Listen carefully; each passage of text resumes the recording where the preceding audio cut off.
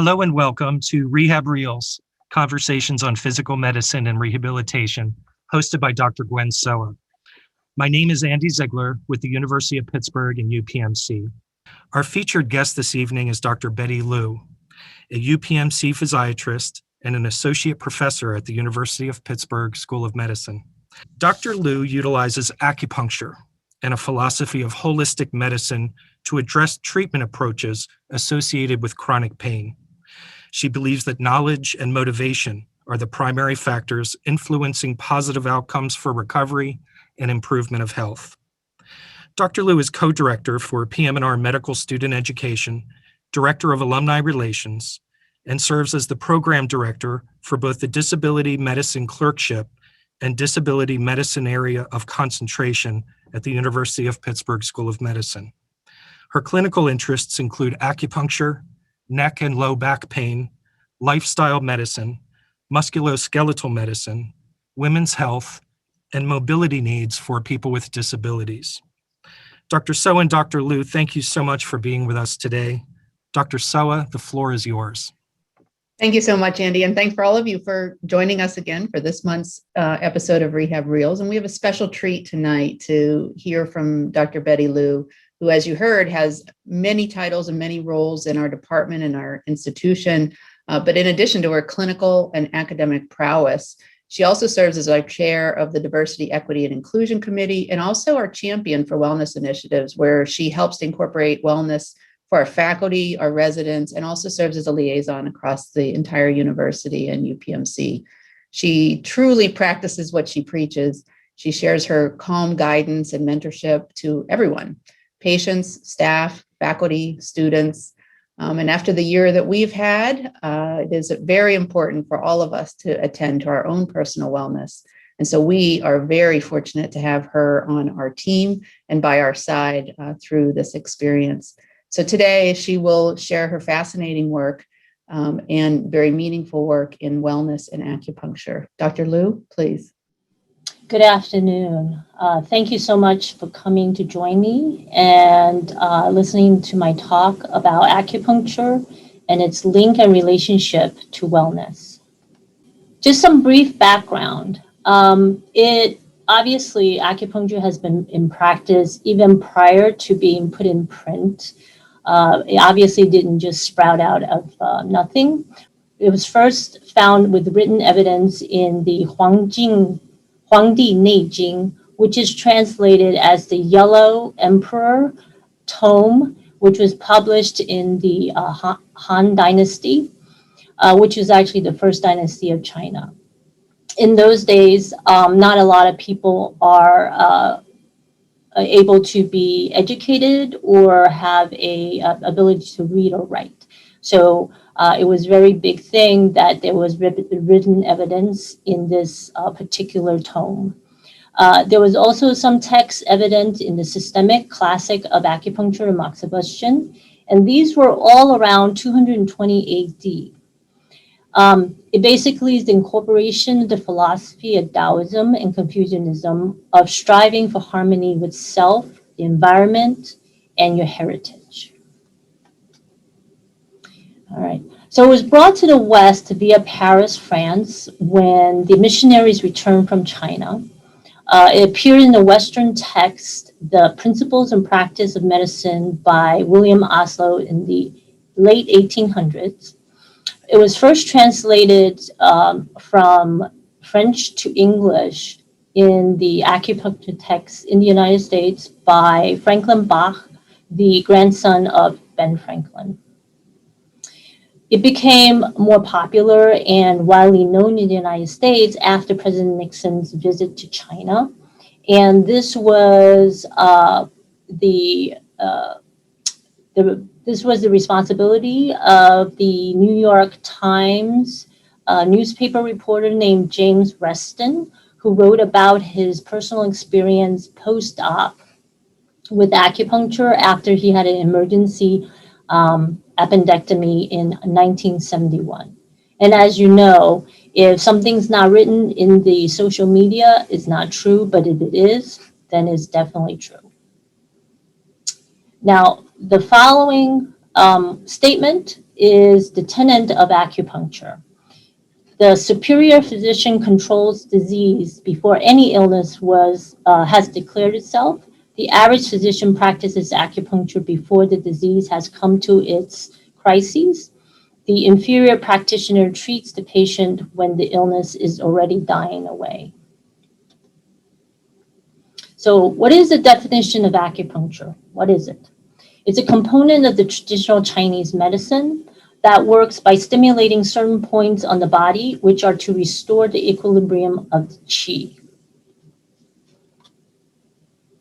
So what is qi? Qi encompasses what makes one himself or herself. It's everything that incorporates everything into that person. So it is one's life essence. It's physical, it's emotional, and psychological factors all contributing to you as the person. It's the body's energy flow. It balances the components of the yin and the yang of the body. It is congenital, which means that you can be born with a certain amount of qi, and it's very similar to like your genetic makeup, okay? But it's also acquired, which is a dynamic and fluid entity where throughout your life you can affect the amount of qi that flows through your body by your lifestyle, by external and internal factors. So the mechanism of acupuncture is the balance of the qi, which I just talked about before, and the maintenance of the equilibrium of the yin and the yang. It also is known to release local endorphins and promotes vasodilation in a healing manner. It releases opiate peptides, that's why it's very helpful in people with pain. And it was also found that the points along the meridians of acupuncture have decreased electrical resistance on the skin surface as compared to non-acupuncture areas. And everybody's very familiar with this sign, the yin and the yang. Okay, so what is the yin? The yin component of us, of our person, demonstrates the feminine characteristics, is also the front of the body, the bottom of the body, the feet, the inside of the body, the solid organs, and is the cool element. The yang represents masculine characteristics. It represents the back of the body, top of the head, body, which is the head, outside the body, hollow organs, and the heat element. Okay. So acupuncture meridian subsystems, there's quite a number of them. There's a tendinomuscular, which is actually a shield. It overlies the surface of our body. There's the principal meridians, which lies on the body in lines that goes from the head to the foot in a circuit. There's the shu meridians, which represent the yang characteristics. There's the mu meridians, which represent the yin characteristics. And with the acupuncture that relates to shu or the mu, it has direct access from the acupuncture point to the specific organ systems. Then there's the curious meridians, which supports this principal meridians, and it also lies on the surface of the body. And this is a pictorial representation of what the tendinomuscular meridians look like a shield. Okay, and these are the principal meridians with acupuncture points lying along the lines of the principal meridians on the body with acupuncture points.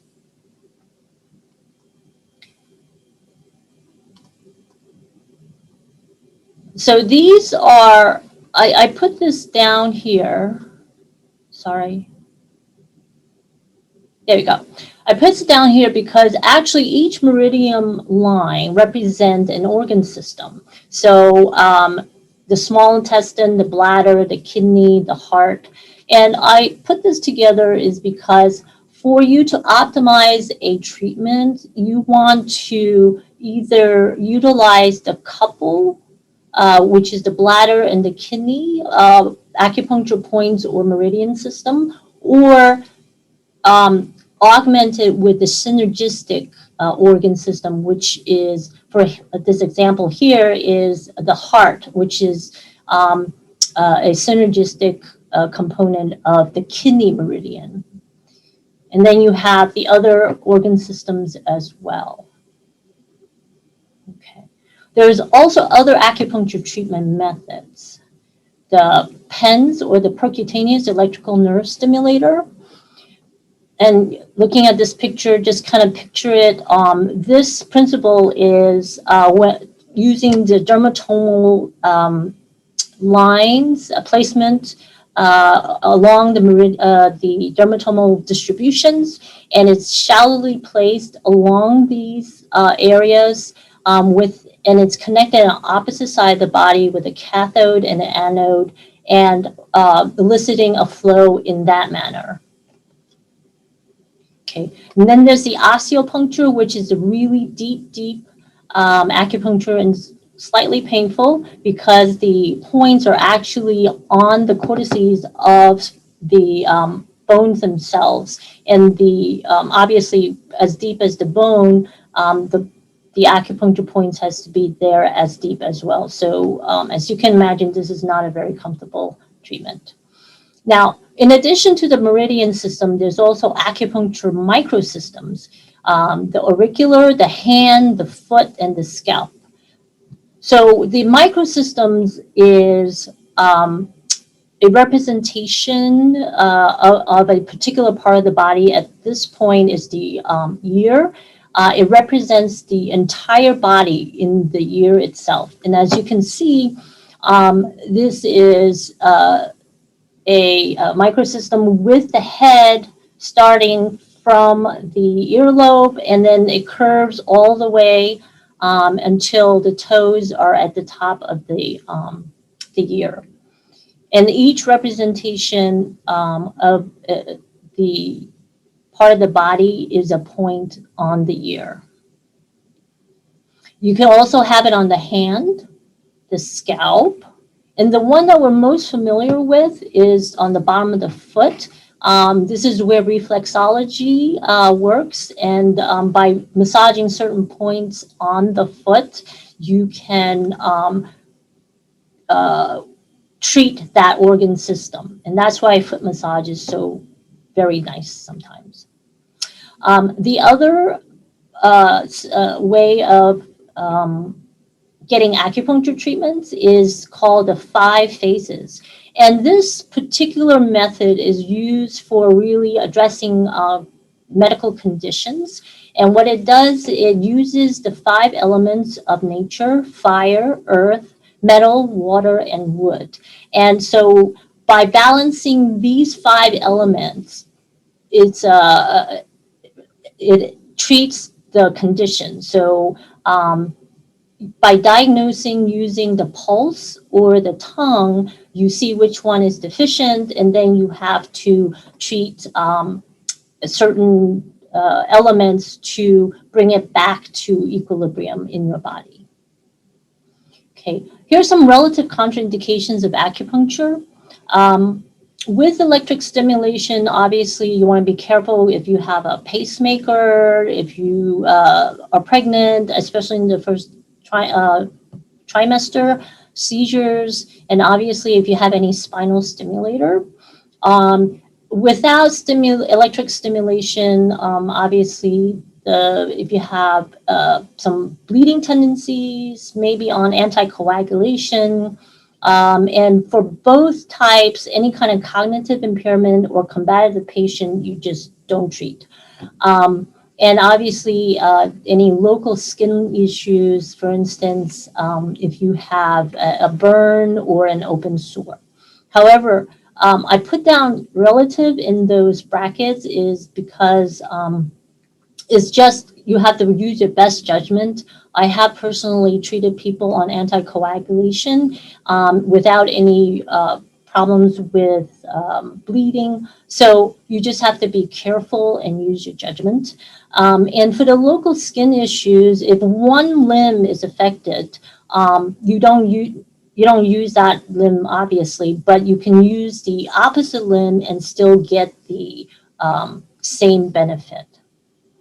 There's some side effects that should be mentioned. You could have fatigue, you could have euphoria. So those are the two extreme side effects from people reacting to the endorphin release. There's an increase in pain, one, because you put needles in sensitive areas. So some people will have pain after the needles are removed.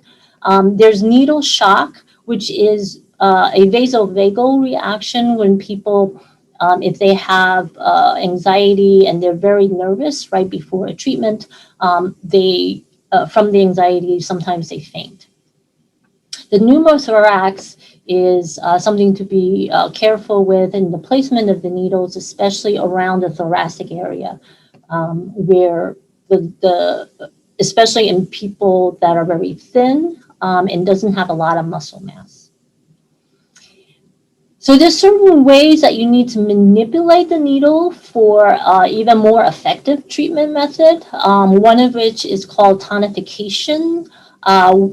And you use tonification if you need to replete the qi. So that means you're in a cool state and you need to kind of bring that state back to a little warmer. And there's this dispersion, which is when you're in a very heated state or the yang state, and you need to take some of that heat off and you need to deplete the qi. Tonification with just the needle itself is a little bit of the twirling of the needle.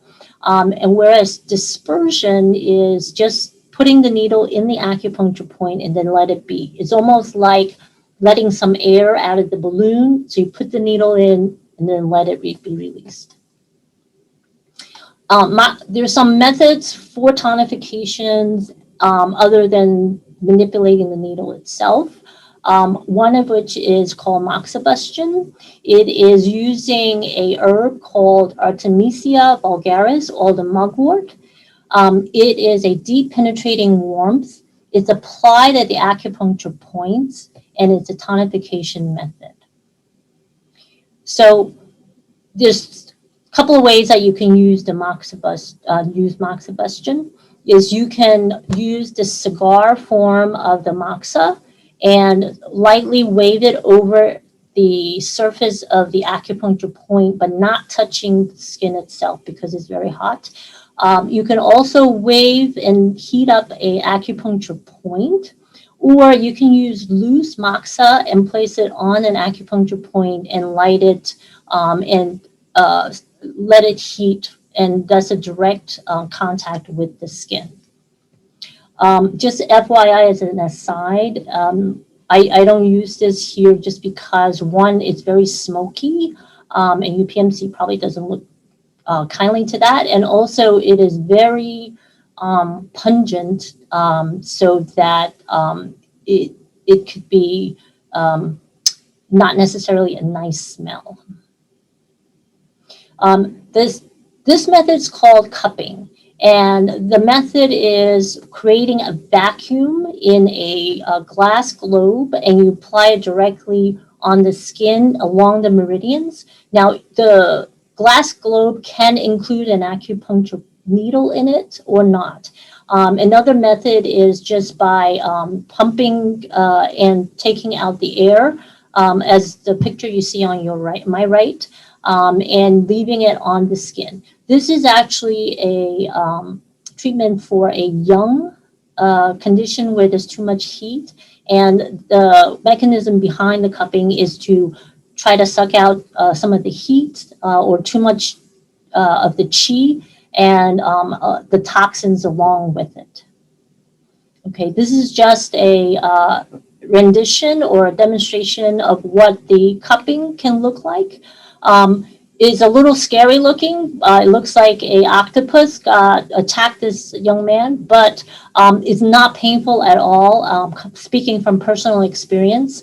And I just want you to observe the slide in that there are different colors in those circles where the cupping occurred. And if you look at his lower back and his right shoulder, these cupping indentations are a lot darker. They're almost purple. So those are actually indications that he has issues in those areas. So this young man has right shoulder issues and low back issues. So those things don't turn purple if you don't have any problems in those areas. So I just wanted to mention a Sentinel conference in 1997. It was put up by the National Institute of Health, is NIH. And what it happened is that it was organized and supported by the Office of Alternative Medicine and the Office of Medical Applications of Research. It was a group of non-federal, non-advocate, 12-member panel representing the field of acupuncture, pain, psychology, psychiatry, PM&R, physical medicine, rehab, drug abuse, family practice, internal medicine, statisticians, and the public, people who actually use acupuncture. And data and literature search, medical journals were done, and 2,302 references were cited. And data and conclusions were gathered from presentations and investigators. It was 2.5 days. So the conclusion from this consensus is that acupuncture has shown efficacy in post-operative and chemotherapy, nausea and vomiting, post-operative dental care. Acupuncture is also helpful when used in addiction, stroke, headaches, menstrual cramps, tennis elbow, fibromyalgia, myofascial pain syndrome, osteoarthritis, low back pain, carpal tunnel syndrome, and asthma as an adjunct therapy. So the impact of the NIH Acupuncture Conference in 1997, 10 years later, showed that 10 of the 13 topics mentioned have been funded for research after 1997. And those include addiction, carpal tunnel syndrome, menstrual cramps, myofascial pain, post-chemo nausea, vomiting, post-op dental pain, and osteoarthritis, compared to only 3 prior to 1997. And 70% of the studies of one of the above topics has cited the NIH consensus as its source. So I just want to mention that in this study, the alternative medicine used in the United States is usually young to middle aged, mostly female, more college education, Caucasian, and 2/3 was self-referred. Now, the next couple of slides, I will not go into details. The only reason that I'm kind of talking about it a little bit is that I just wanted to show you that there are ongoing and current research being done on acupuncture, and that it is done in the Western acceptable research method that can be cited in our peer review medical journals. So this one I do want to mention is 2004, over 400 participants and subjects participated in this, and this showed benefits of acupuncture for knee arthritis. This is for chronic low back pain. The study numbers were over 1,100 patients, and it showed its benefits of acupuncture benefits for chronic low back pain.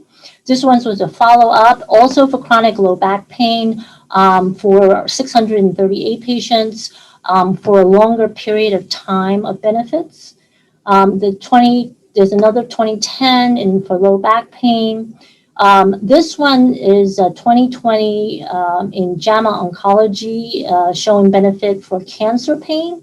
And these two studies, 2017 and done in 2019, showed benefits of acupuncture for fibromyalgia, showing less stiffness, less pain, better quality of life. So why does any acupuncture work? This 2013 study showed that it was complex and multifactorial. They interviewed 12 patients, and they found that it is contributed to the patient-practitioner relationship. It's influence on pain management, lifestyle changes, and sense of support. All three of those helped with the efficacy and benefits. So how is acupuncture's role in wellness?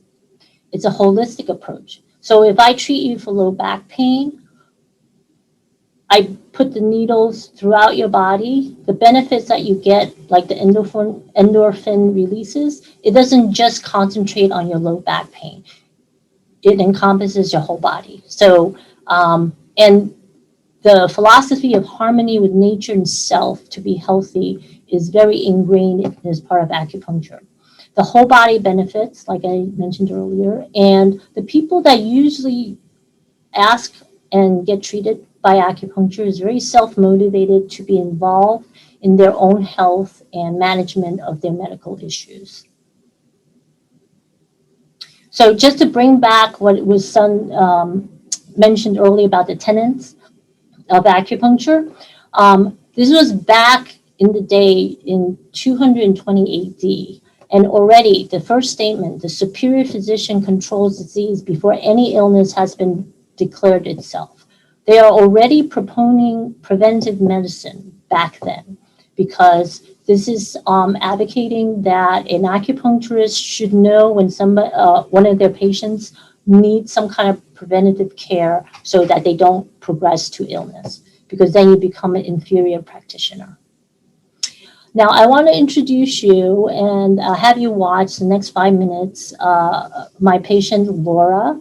She has allowed me to use acupuncture for her within, I think, the last 10 to 14 years to help her manage her own medical conditions.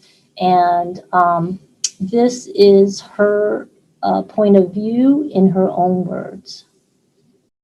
Having had 6 back surgeries, all lower back and cervical, shoulder surgery, fibromyalgia, arthritis, a litany of orthopedic woes. I don't know what took me so long, because I'm really into alternative things, natural things, and I knew about acupuncture, but I didn't really think of finding somebody. And I just decided one day, after Googling for different remedies and trying everything under the sun, why not acupuncture? But I want a doctor. I don't want somebody who's just out there and I won't know about credentials or anything. So I started looking online, because I'm a UPMC for Life member. I'm looking for somebody, a doctor. And thankfully, I found Dr. Lou. I said, this sounds really good. I'll give it a try. What I really wanted to hear was, okay, acupuncture, we'll do this, but if it doesn't work for you, we'll find something else. You should see results, a few visits, but if you don't, let me know. We're not going to continue to do something that isn't working. Had my fingers crossed, and it worked. It was amazing. And now I've been coming for, oh my goodness, it's been about 14 years on a monthly basis. So I would never continue to do something if it didn't work. And I amazed all my friends when I told them, these little needles, these tiny little needles in 2 sessions, and my arm was pain-free, and they thought I was crazy, but I said, no, look into it, and actually referred some people because they heard how good it was for me, how it worked for me, and I told them, if it doesn't work, don't worry, they'll find something else. And it's worked for other people too. Some of my friends have said, well, how can you stand all those needles? And I try to explain to them that they're not a needle like you get a shot with. They're very tiny. They're like a hair. And you don't feel them. And it's very relaxing, and it possibly could work. You should give it a try. If they're using chiropractors, why not try that? It's it's to me, I don't want to call them silly, but if you're grabbing at straws and you're at your wit's end looking for help, why not try it? It can't hurt. It could help. You never just came in and said, okay, where does it hurt? Here's your needles. Goodbye.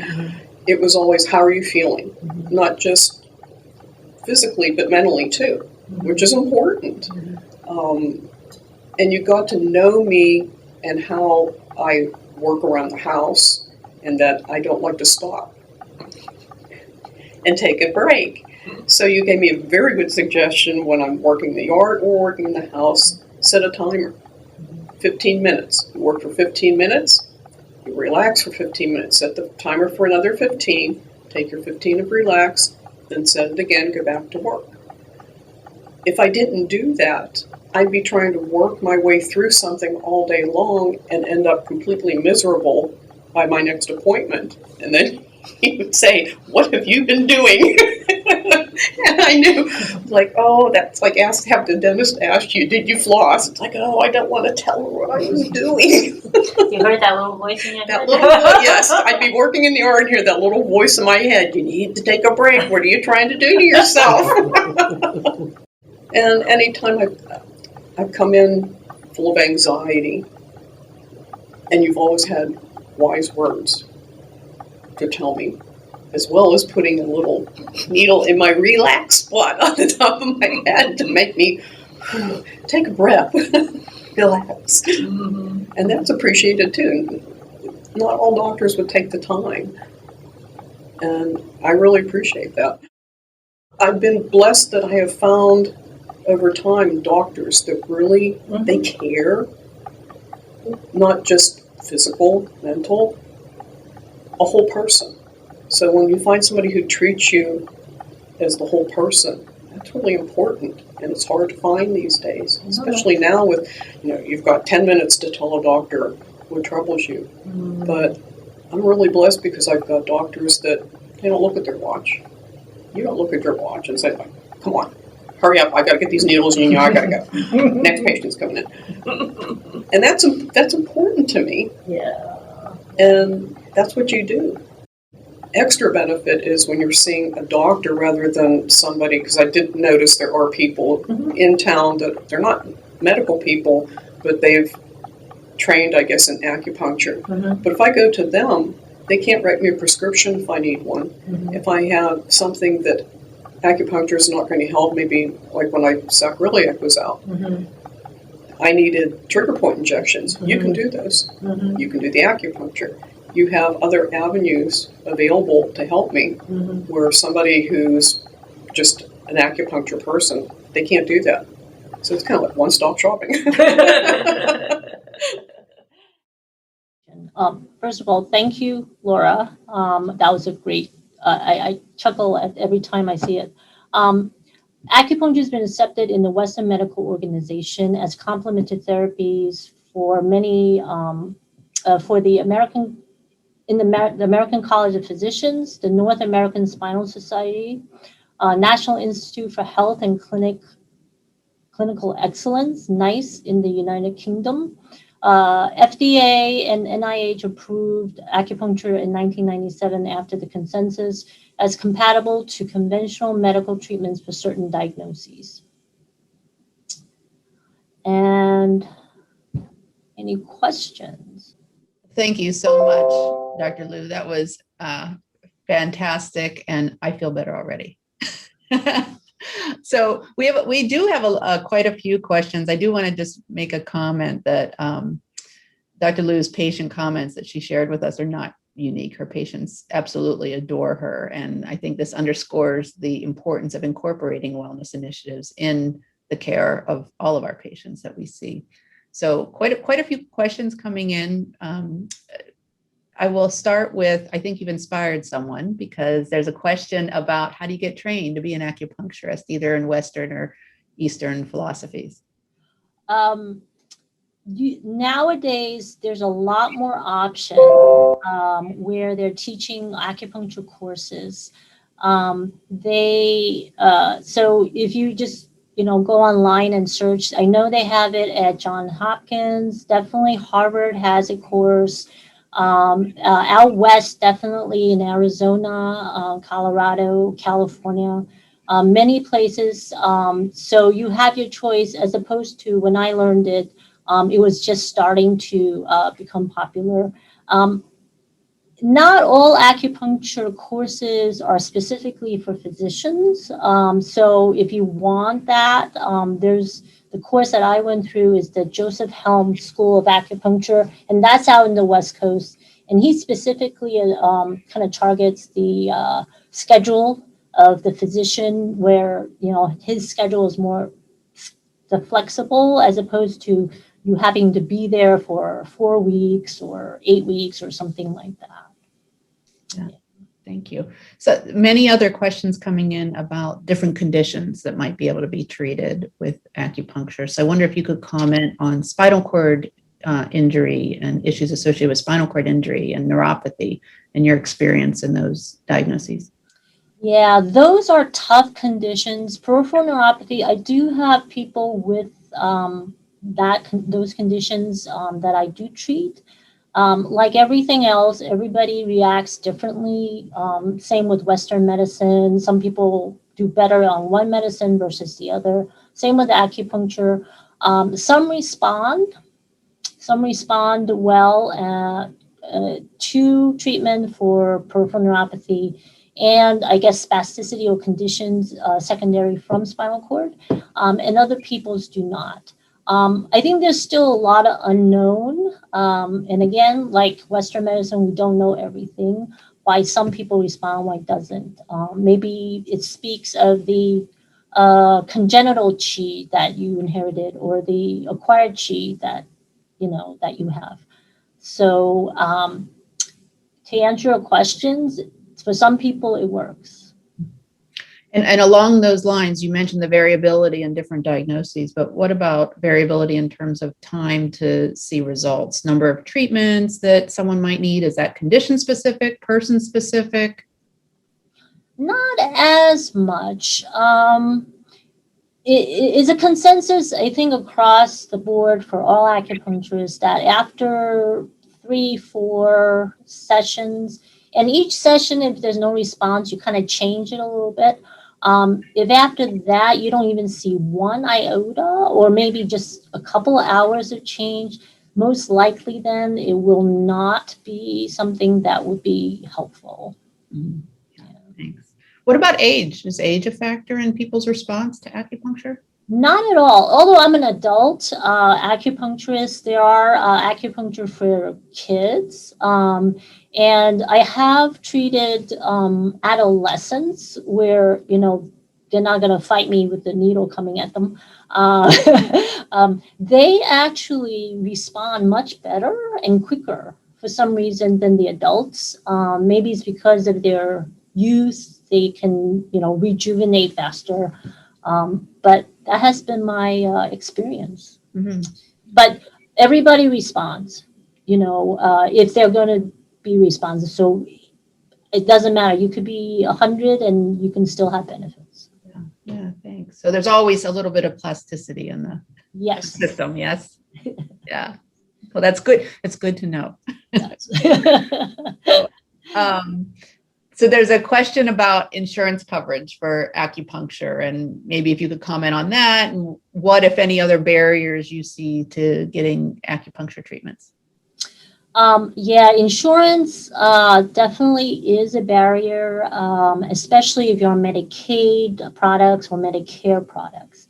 However, just recently, the Medicare product have started covering chronic low back pain with acupuncture treatments.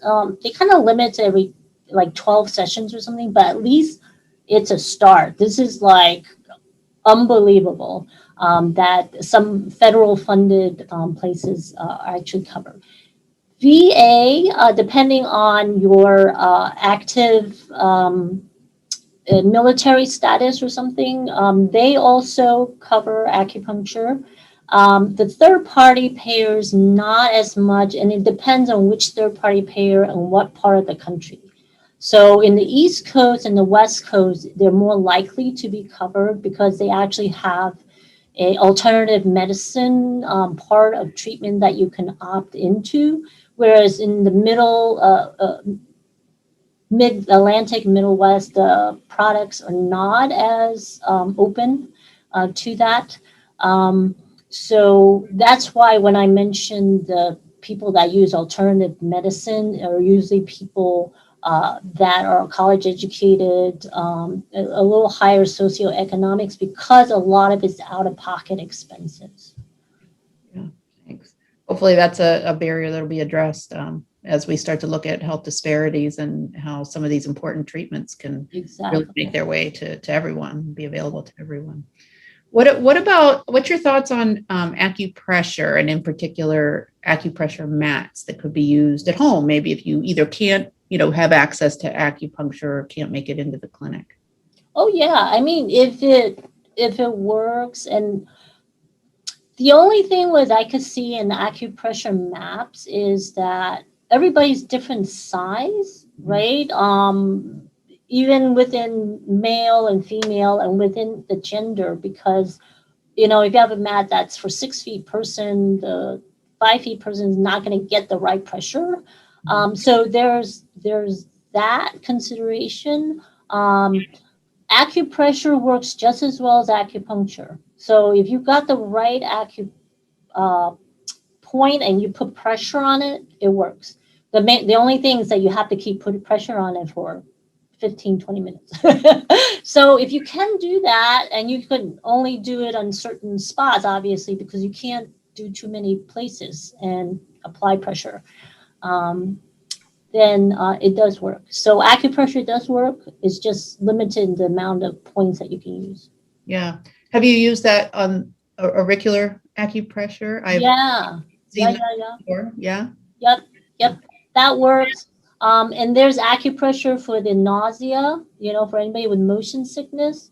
And then there's acupressure in between your first and second finger, your thumb and your first finger, for any kind of headaches or migraines. Works very well. Well, that's a useful tip that we can help you. Yeah. What about in osteoarthritis? Like I mentioned earlier, that there was a study, and there was a pretty significant number of participants to have a significant outcome. So definitely literature has validated acupuncture to be helpful in knee arthritis. But as personally, from my experience, it does help. So, if you have arthritis in your spine, your neck, your fingers, your hips, your knees, your jaws, any place that has a joint, it does help. Mm-hmm. And you mentioned some of the relative contraindications. Any problems with using acupuncture after radiation treatment, particularly in areas where there's fibrosis or thickening of the skin? Probably not immediately. I would, maybe after the radiation therapy is all done, and then, your skin has kind of healed and turned over. It will depend on the person, whether they feel hypersensitivity. So yes, you can, but I would definitely wait until the irritation on the skin has subsided before venturing into that. And that may take like 3 months, maybe, before. Mm-hmm.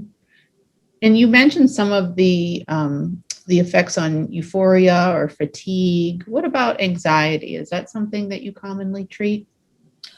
Not as the primary, because people do come to me with pain, and a lot of time in conjunction with pain, people either have their anxiety exacerbated or creates anxiety. And as we all know, our muscles react really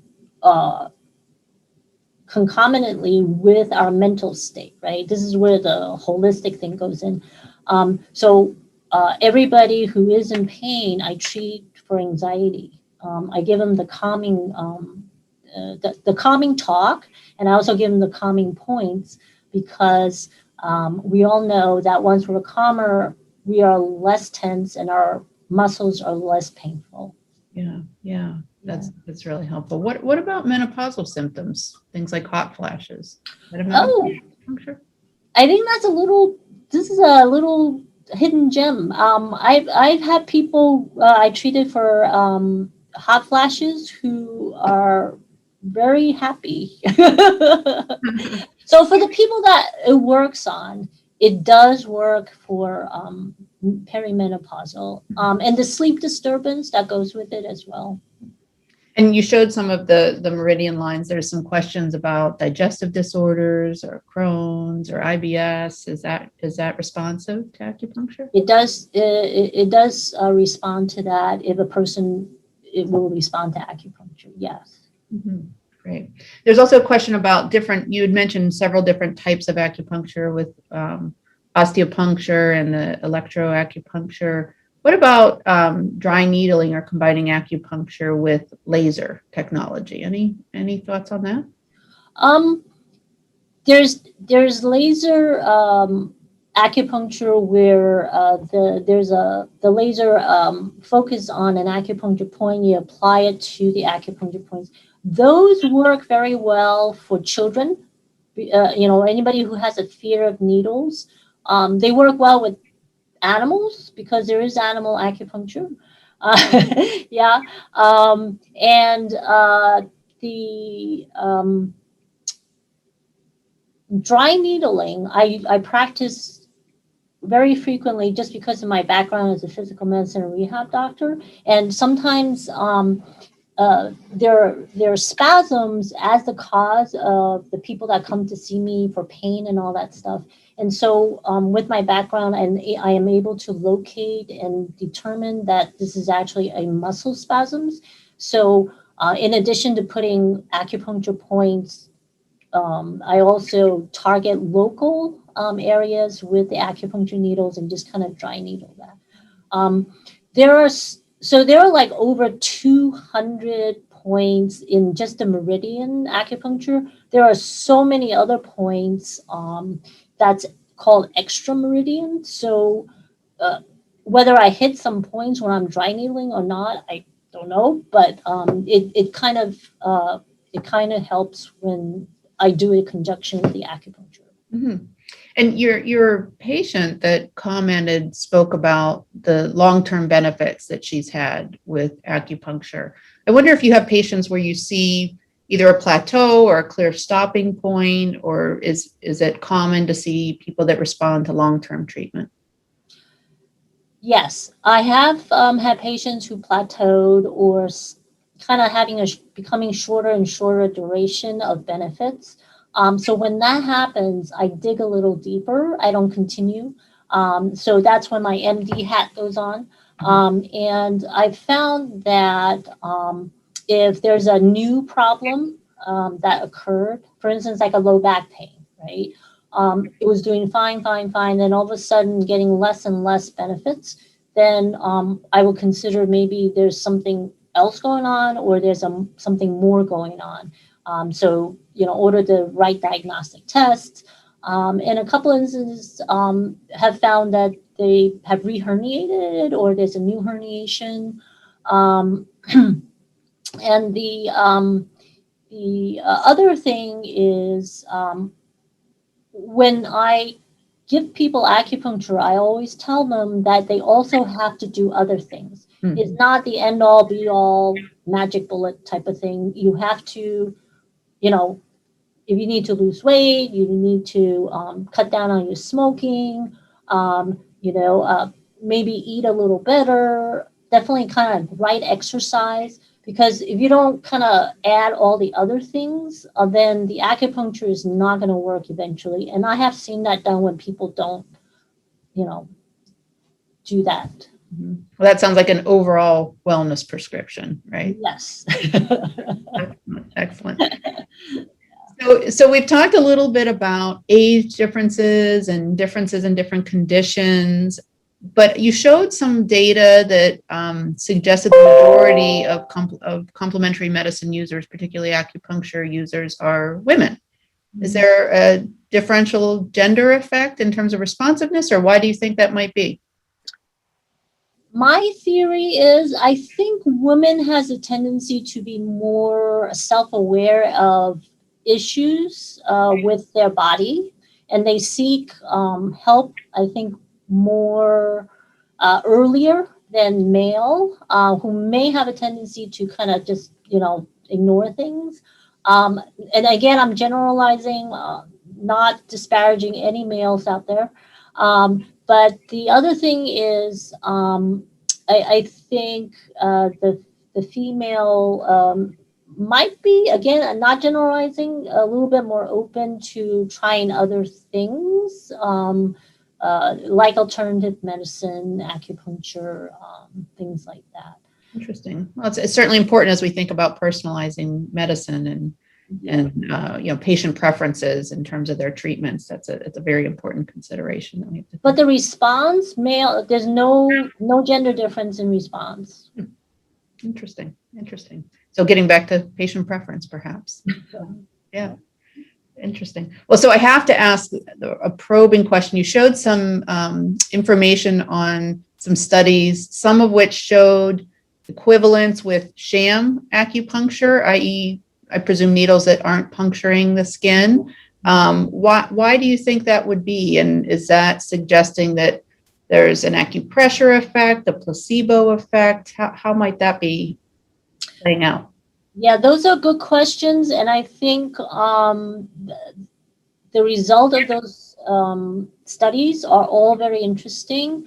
I think the theory is all of the above, because some of the study, especially with the knee one, using the sham needles, what they were doing, they weren't penetrating the skin, but they were using a toothpick to go to that same place, to the same points.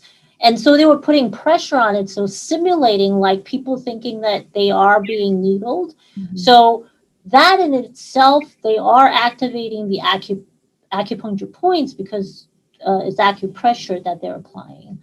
And the placebo effect, I don't know if it is a placebo effect. It might be in certain cases. And if, a placebo effect is like mind over matter, a lot of our treatment or our self-wellness is mind over matter. So if it is a placebo effect, yay. So, whatever works, or, if the acupuncture starts you on a mind over matter thing and you get the placebo effect, yay. So. Absolutely. I that very much resonates with me when we're talking about pain conditions. What really is a placebo if you're feeling better? Right. Does that mean you're not really feeling better? No, if you're feeling better, you're feeling better. So yeah. that can be a very valuable treatment. Yeah. Yep. It's the end results. That's the matters. That's right. Mm-hmm. Excellent. Well, I think you can see we're coming to the top of the hour. So I think you can see from the plethora of questions that there is just a ton of interest in this area. So I thank you very much for sharing your expertise with us, your wisdom with us, and getting us to pause for a moment and think a little more about our own wellness. So thanks so much for joining us this evening and sharing all these great ideas. It's a pleasure. I'm glad. Thanks. And Andy, I will turn the program back over to you. Thank you, Dr. Soa. Dr. Liu, wonderful presentation, very informative, very interesting. As was mentioned, we had a lot of questions, and I believe there were a few we were unable to get to. So if you had a question you'd like us to get answered for you, please send me an email. My email address is raz37@pitt.edu. Dr. Soa, Dr. Liu, thank you again. And to everyone who joined us, please be on the lookout for future sessions of Rehab Reels. And I hope everyone has a good evening.